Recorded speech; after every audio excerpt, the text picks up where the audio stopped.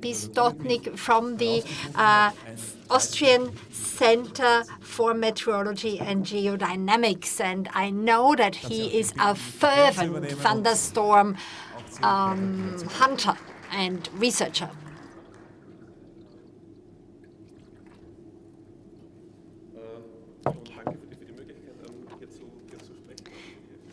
Vielleicht einfach ein bisschen näher zum Mund halten. Ja, genau. Thank you very much for giving me the opportunity to hold this presentation. As you said, I turned my hobby into my profession. Sorry, this is your interpreter speaking. The sound is very low. I am now working at the Department for Climate Research at ZAMK, and so I can actually do what I enjoy most. And I am one of the people who contribute to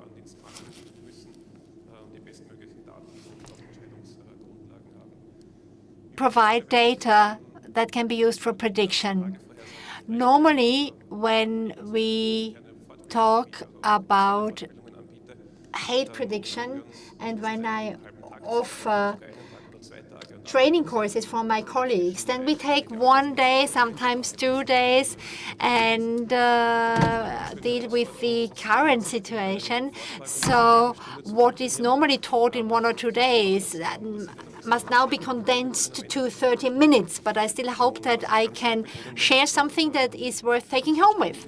And I really want to improve the understanding of thunderstorms. In order to predict weather events, you have to understand what happens in a storm.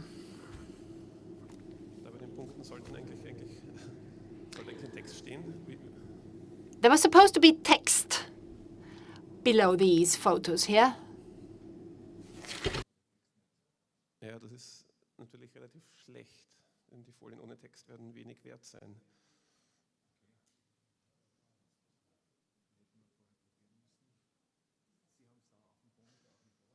Ich habe es auf einem USB-Speicher da, ja.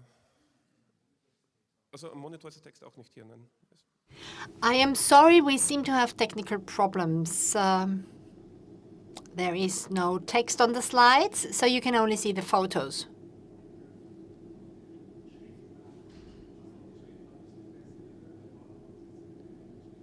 Nein, ich habe die von der Vorlage genommen. This is the presentation that I submitted.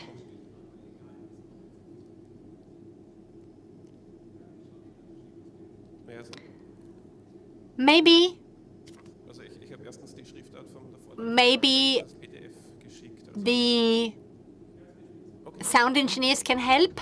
We contact the... Oh, much better. This looks much better. Thank you for responding so quickly.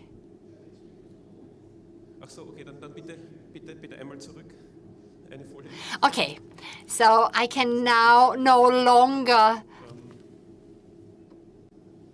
click here because it is now shown from the director's seat directly.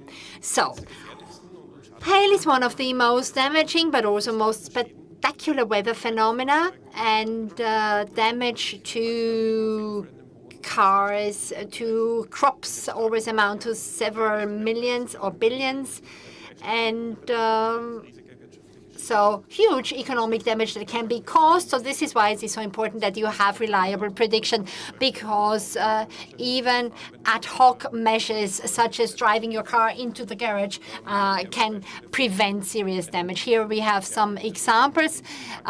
This was the worst hailstorm on the 24th of June last year.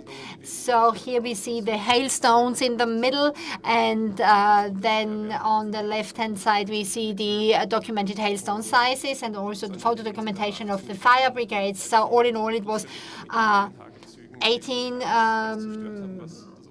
118 thunderstorms, and the biggest hailstones had a diameter of 12 centimeters, which was the Austrian record high. And what I want to say is that hail as such is a very impressive phenomenon. The clouds that you see, they look really impressive. And this is what I'm going to talk about, namely what needs to happen to a thunderstorm, what needs to happen to a thundercloud in order to develop hailstorms.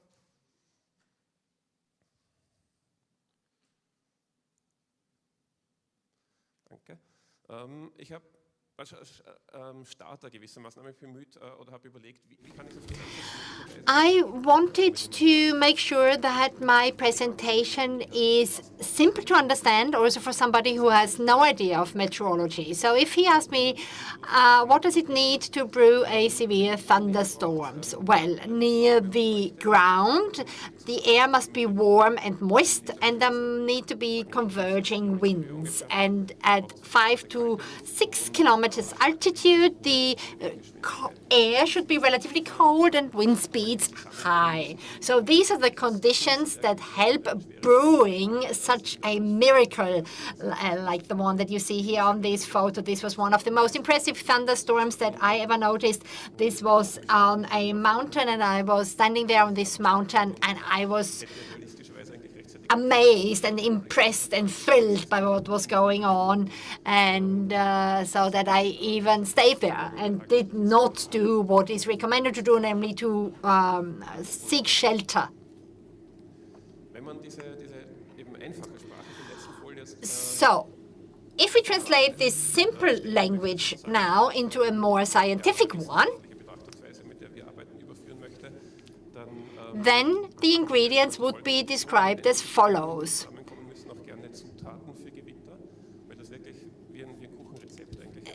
They are ingredients, really, because it's like what you put into a batter to make a cake. So these are the 4 ingredients you need to brew a severe thunderstorms. If one of them is missing, there will be no hailstorm. So one is instability, a strong vertical temperature difference between near surface air and upper troposphere.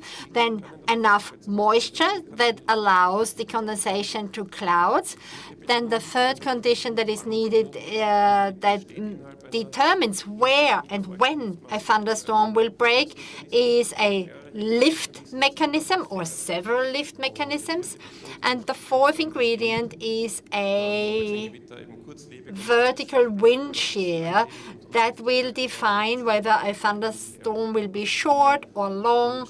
And the wind shear, the vertical wind shear, is the change of wind direction, and the speed of wind changes in the speed of wind depending on the altitude. And all of the instability and the moisture predict the potential for a storm. The lift then determines the place and time when a thunderstorm is created, and the vertical wind shear, when this comes into play as well, then you know how long and severe the thunderstorm will be, or the hailstorm will be. So we use the so-called parcels theory for that. That's a simplification of what happens in the atmosphere, but this simplification is permissible because the atmosphere, you have an ambient air which is motionless and air parcels that move upwards. So these are thermal bubbles that move up and enter other air levels. The vertical temperature profile of rising parcels can be computed based on the initial temperature and the dew point. So the temperature of the ambient air determines whether an air parcel will be warmer or cooler than the rest of the air, whether it will drift upwards or whether there will be resistance. And there are 2 parameters that are important that you can read out of all the data. One is the convective available potential energy, which is the energy per mass unit that is released when air parcel rises and encounters buoyancy. And the second parameter is CIN, convective inhibition. So if there is an unstable layer that needs to be invested first in order to rise further, that's SIN, that's the energy per mass unit that needs to be invested before an air parcel encounters buoyancy. So this may now look a little bit overwhelming for you if you are not used to reading such maps. These are presentations of vertical profiles of temperature and dew point or moisture. On the horizontal axis we have the temperature, and the lines of identical temperature are not straight but pointing towards the top right corner, so they are upwards pointing. This is due to the fact that the diagram is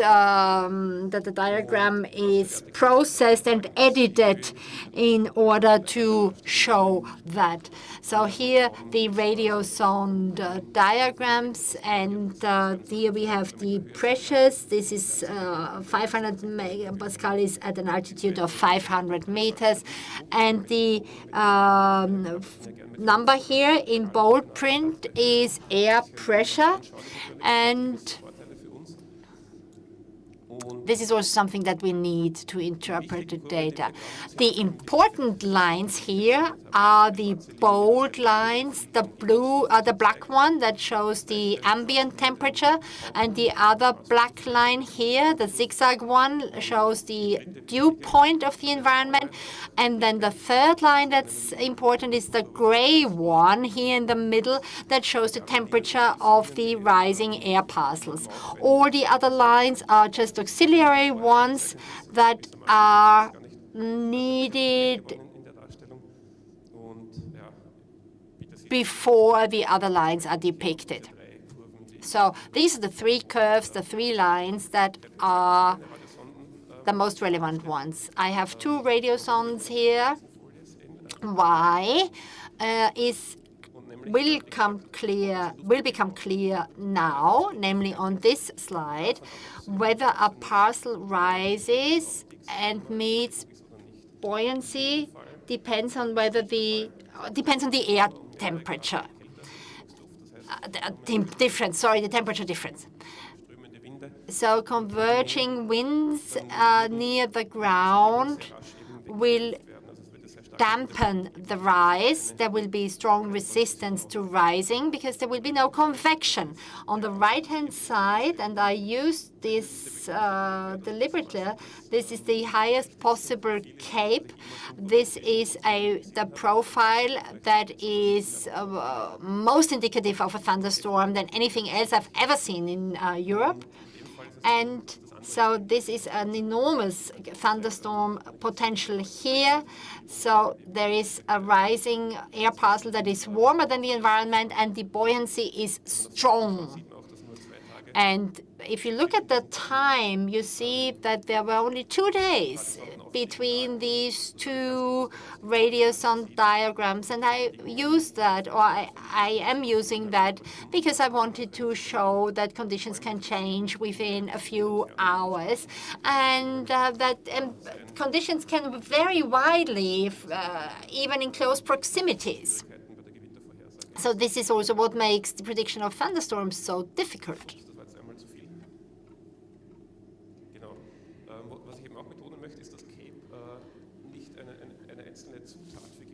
CAPE, the convective available potential energy, combines two ingredients, namely instability, that is the decrease in temperature on a vertical line, and moisture. So this is what I showed here with the axis. Whether there is CAPE or no CAPE can be explained with the difference in moisture and temperature decrease. Here we see a dew point of approximately 12 degrees Celsius, 1 kilometer above ground. And on the right-hand side, the dew point was 23 degrees, so extreme moisture here. And the inclination of the ambient temperature line indicates the temperature. So here you see that it is very steep, which means that there is hardly any instability. And at 1.5 kilometer to 5 kilometers, the curve is very steep. So there can be no higher temperature in this layer than in this particular case. So the inclination of the temperature curve indicates the extent of CAPE in a specific situation. So dividing the ingredients into individual elements makes sense because they all develop independently of each other. So on the left-hand side, we have more or less the prototype of mixing these ingredients together, especially in the United States, where we have an area with more thunderstorms than anywhere else in the world. So the air is heated to high temperatures in a few minutes, and we are talking here of the Great Plains. And when the wind comes from the Pacific, then from the Gulf of Mexico, we have humid air coming in. So within a few hours, you can see on the weather maps how the two types of air, the moist and the unstable one, overlap. And this is why the Great Plains are an area with such high CAPE. If you looked only at the CAPE maps, then you would not see that. But this is why I say you have to look at the individual ingredients individually. And here on the right-hand side, another phenomenon, namely a collocation near a mountain range, something that is common in Europe. The air is heated here significantly with the temperature and moisture profiles here on the left. So the temperature increases near the ground, and so the air is hot and dry. And in the foothills of the Alps, there is more moisture. The dew points are increasing, and this would be a typical spring day, a sunny spring day, and you have a moist upslope flow. And when altitude winds start blowing, then this hot air is moved towards the right here, and you have a classical situation where moist air with a lot of energy mixes with low temperatures, and then you would have a very high thunderstorm potential within only a few hours. And this is something that typically happens in our region here. The third ingredient is lift. And we are talking here of low-pressure regions. So there are two types of lift. One is ahead of the low-pressure system, so the entire air is lifted slowly but at large scale. And the second one depends on whether warm air comes in or not. And so it depends on whether you have cold air coming in or whether you are at the back of the low, then the air would descend again. So we are talking here typically of 5 to 6 kilometers altitude, middle toposphere. And here we have good weather conditions, and the horizontal lines indicate the wind.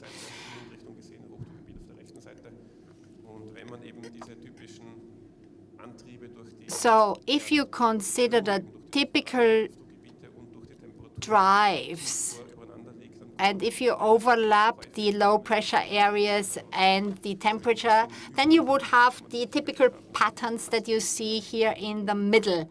And well, if you have some practice, you will be able to use this as a reliable information for prediction. So what lift effects are there? One is that the associated stretching of the air column will increase the instability. I've tried to explain that near the ground, there is no vertical movement because the air cannot penetrate the ground. And in the middle troposphere, the air is lifted significantly, and the air is stretched, and it cools down by 1 degree by every 100 meters. And this can lead to an unstable profile, or a profile that was already unstable at the beginning can destabilize even further. The second effect is the erosion of stable layers or inversions. Here, the solid lines indicate the ambient temperature. If air converges near the ground, the entire air column would be lifted upwards. So this stable nose here, this light blue nose, would be weakened. And so what would the clouds look like? Normally here at the beginning of this red blotch, the temperature would change, and below that you would have a stable laminar cloud, and only beyond that you would have a cauliflower-shaped cloud. And this means that this stable nose, this light blue nose, is moved upwards, and this will then create the thunderstorm cloud, the cumulus cloud. So, as a rule of thumb, we can say that large-scale lift prepares an air mass for thunderstorms. So this means that large-scale lift makes a thunderstorm more probable, and smaller scale but stronger sources of lift trigger them. So typical examples would be cold fronts and warm fronts when cold and warm air converges, or thermally driven updrafts and thermally driven wind systems, up valley and upslope winds, but also wind gusts from previous thunderstorms. So gust fronts from thunderstorms that are currently going on or that are already over can also contribute to lift, but there are also other zones of converging winds, and determining them is critical or crucial for predicting thunderstorms. And this brings me to the fourth ingredient, namely vertical wind shear. And as I said, the wind shear is responsible for whether a thunderstorm or hailstorm will be strong and severe. So it leads to the cloud inclining. So it will no longer be upwards, but it inclines, and the rain will fall on the ground to the left and right of the updraft. So this means that the risk of hail and thunderstorms will increase in such a scenario. The most common measure for vertical wind shear is the deep layer shear, which is the shear between the ground and an altitude of 6 kilometers. So this would be here, and the difference is the shear ranging from 0 to 6 kilometers.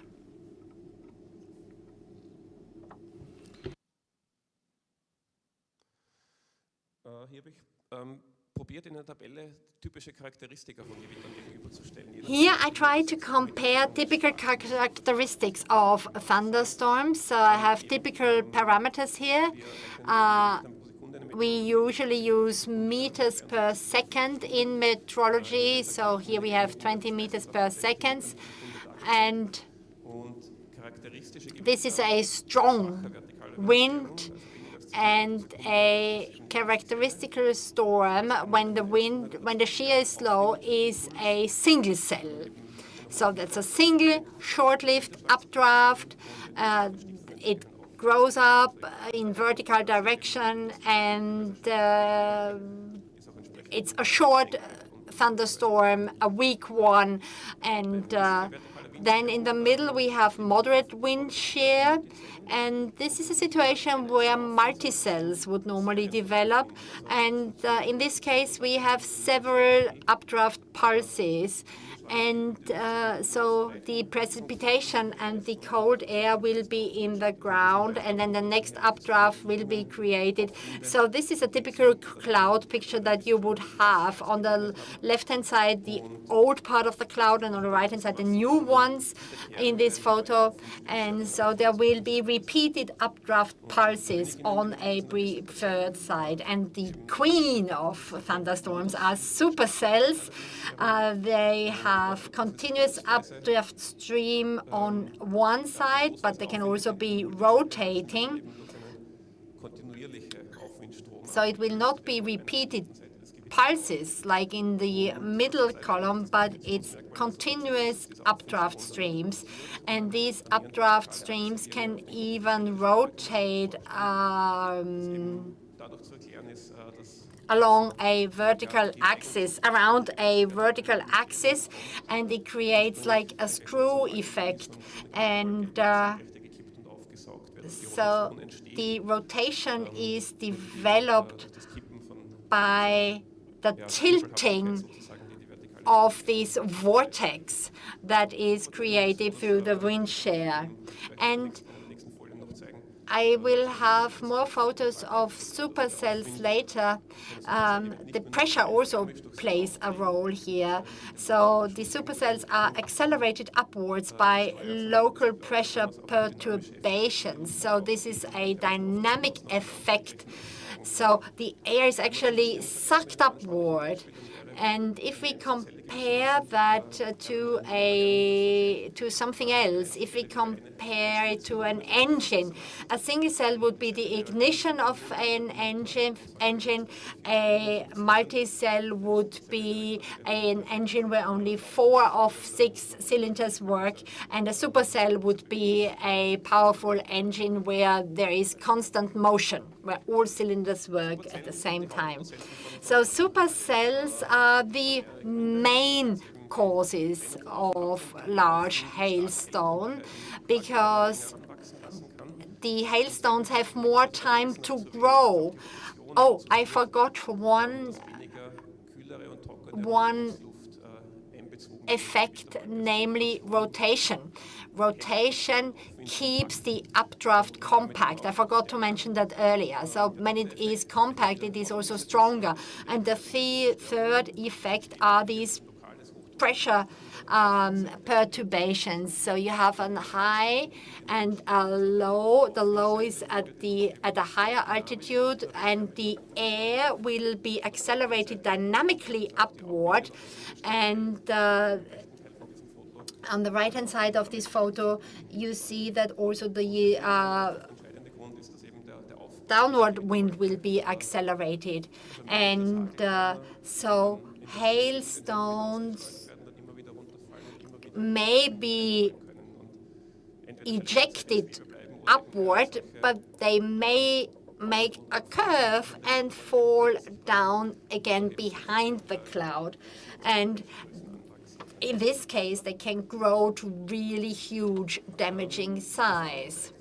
And we know from experience that large hailstones are normally caused by supercells. So if there is no rotation, the size would be 1 or 2 centimeters, and maybe 3 centimeters in summer when it's really hot, like in the tropical areas.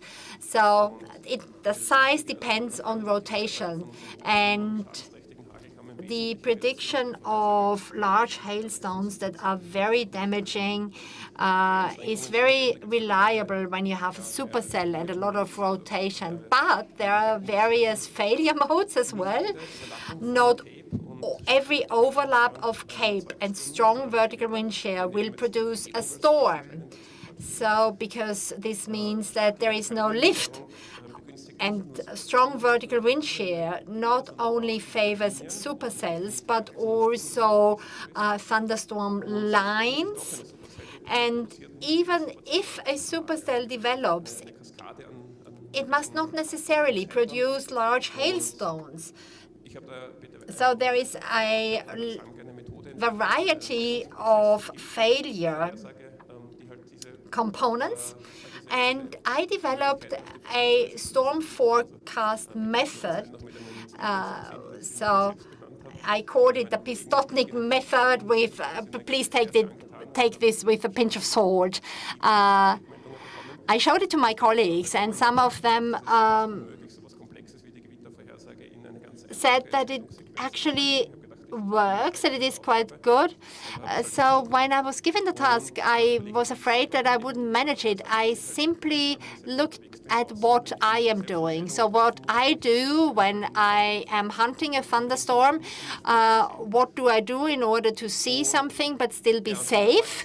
And so I was quite surprised how well this method works. It's a 4-stage decision sequence. The first is a hazard guess. So green, yellow, orange, and red, representing different risk levels. And then the second guess is for a main hazard type. Will there be rain? Will there be hail? Will there be wind? And I visualize that with a cube. I call it the warning cube that is plotted on the basis of the ingredients for severe thunderstorms, taking cape, which means instability and moisture, into account, vertical shear into account, and vertical motion, lift or subsidence into account. So this is the prediction or warning cube. And the first decision that needs to be taken will refer to the layer of the cube. So where are we? Are we at the front or the rear side of a low-pressure system? Is warm air or cold air coming in? So this decision is not always clear. Sometimes you are undecided, and then maybe it takes several attempts, and probably it's advisable in such a situation to use a smaller scale. And use your experience where you say, okay, what do I know about the plains? What do I know about the mountains and the usual wind situations? Then you take one layer out of this cube, and the second decision refers to cape and wind shear. And I took specific parameters for weak, moderate, and high values. The low value for cape would be below 200 joule per kilogram. For wind shear, I mentioned the values earlier. So for 0 to 6 kilometers wind shear, it would be 10 meters per second for weak and 50 meters per second for strong wind shear. So here you see that I took these layers out, and depending on the situation you have, whether the wind shear is strong or not, you will have the color suggested.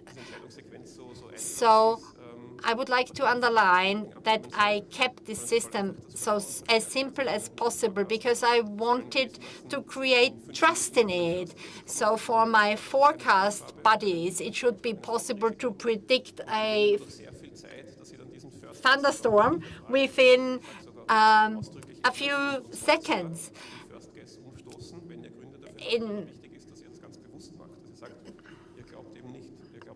So when I teach my colleagues, I tell them, sometimes you will have to ignore your first guess, but make sure that you think about why you do it. You have to be able to justify later why you ignored your first guess.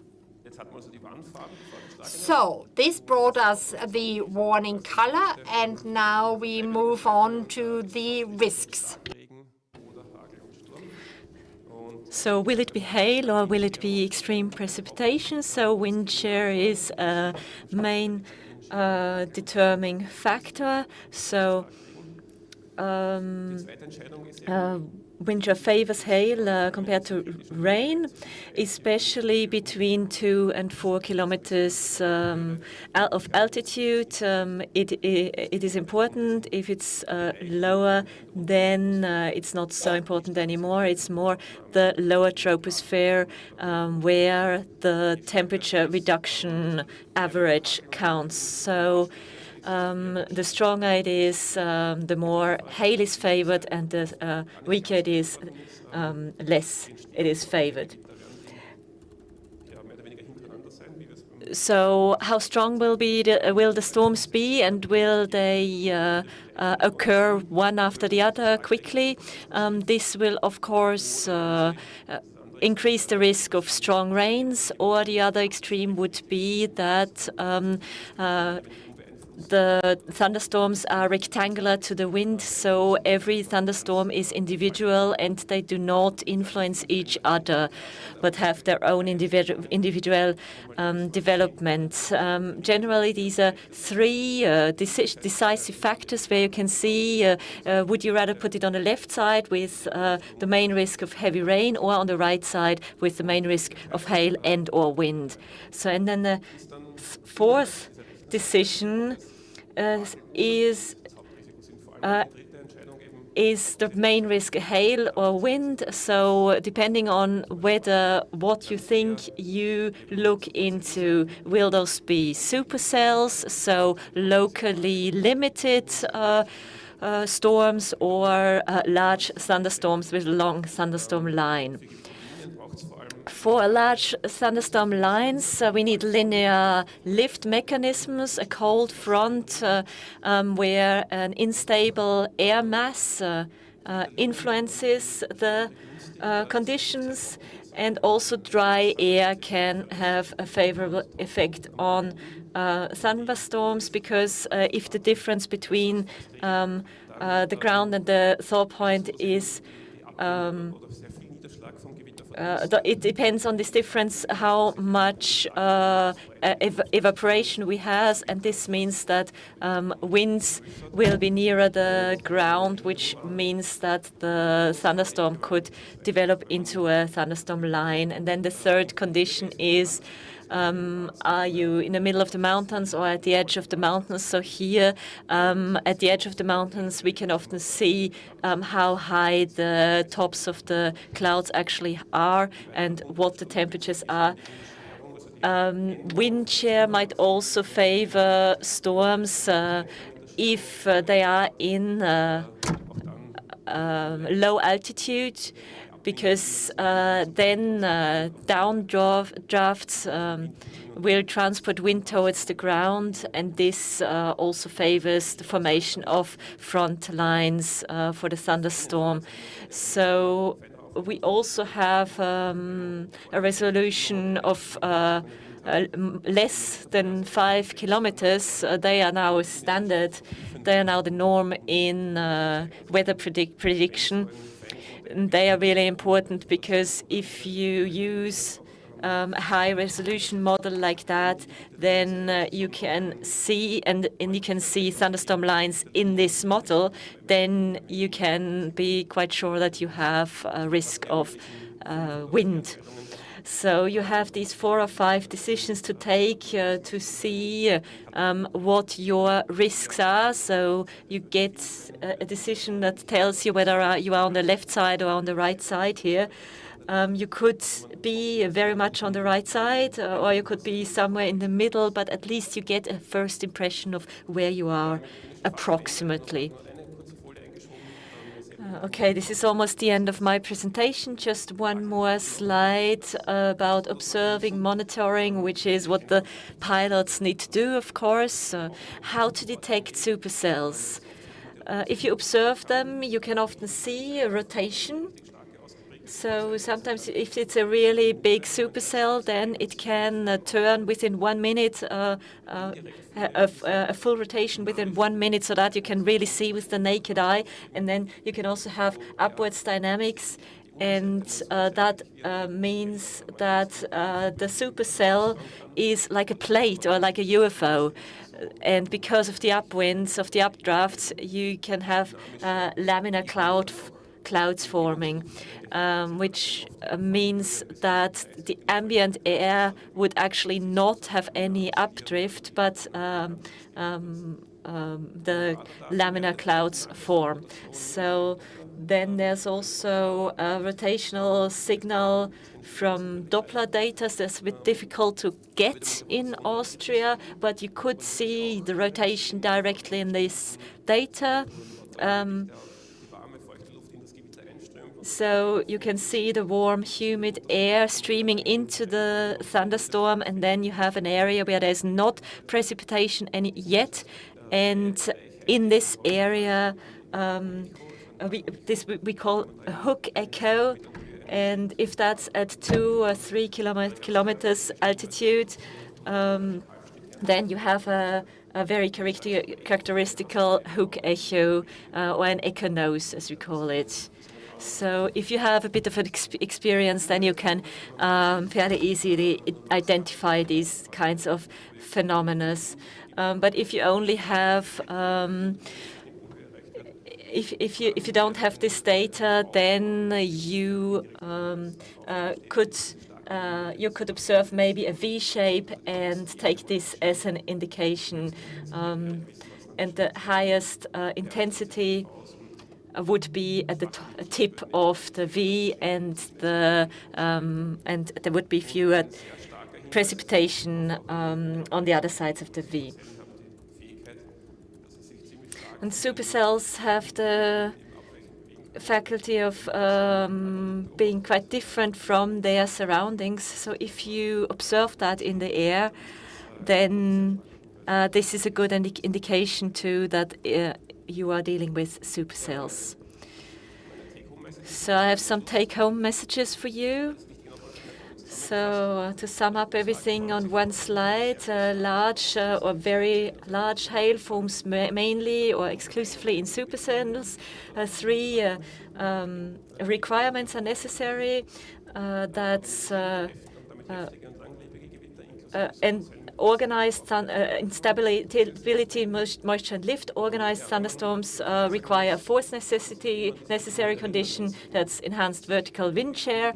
And you always need to keep in mind how to detect these kinds of weather conditions on weather maps. So if you observe weather maps, then you should bear in mind how do supercells behave, how do they move.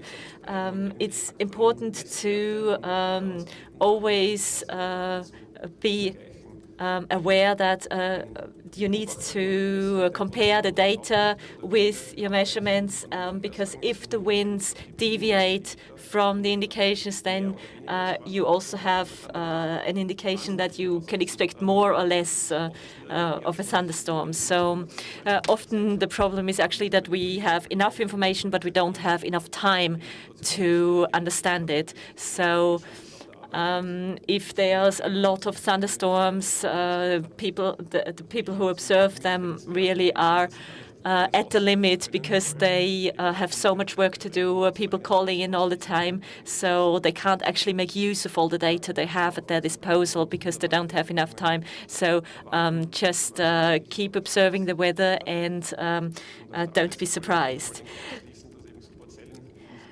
So supercells are not only damaging, but they are also super beautiful. So they don't always bring a thunderstorm. If there's only marginal other conditions but strong wind shear, there's cases where even a little rain can develop into supercells. You can see that here on the left,